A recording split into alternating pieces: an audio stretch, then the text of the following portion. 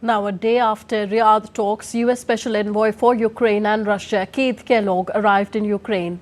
Ahead of his meeting with President Zelensky and military leaders, Kellogg said that visit will give both sides a chance to have good, substantial talks, adding that the talks will build on weekend conversations at the Munich Security Conference. He, however, stressed that part of his mission would be to sit and listen. Ukraine has repeatedly stressed the need for security guarantees from the US that would deter Russia from launching a new offensive once a peace deal is reached. Kellogg earlier on Wednesday concluded his Poland visit, where he met Polish President Andrzej Duda. Kellogg attended the Munich Security Conference, where he said Europe will not have a seat at the table for Ukraine peace talks. And for more on the story, let's cross to Thomas Sparrow, correspondent for our partners, DW. Thomas, how is Europe trying to persuade Donald Trump that it should be at the negotiating table?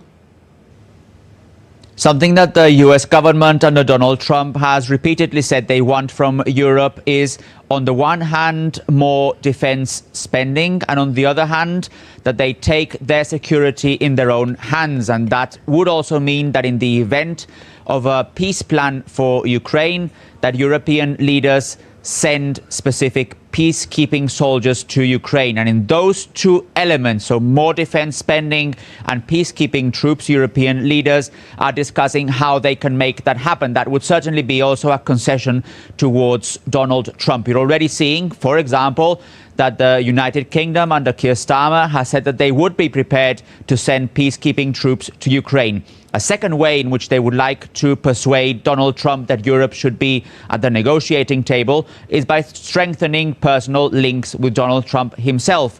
Again, using the example of Keir Starmer, he is set to visit Washington soon. It's not only Keir Starmer, also Giorgia Meloni, the Italian leader, is said to have good contacts with the Trump administration. So those could be also ways in which the European ideas about a peace in Ukraine could be brought directly to Washington.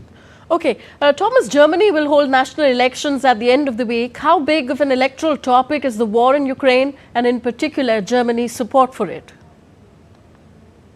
It is indeed a big topic, a topic that has been discussed by all major candidates, what the peace process for Ukraine would look like, what the military support towards Ukraine would look like. It's important to mention that Germany is one of the countries that has supported Ukraine the most after the United States. So it's obviously a big topic of discussion here in the country. But I am not entirely sure that that would be the topic that voters would base their vote on. Why? Because there are other issues that are much closer to them and that are normally the topics that they base their votes on. For example, the bad economic situation in the country, or migration and the possibility of stricter rules when it comes to irregular migration.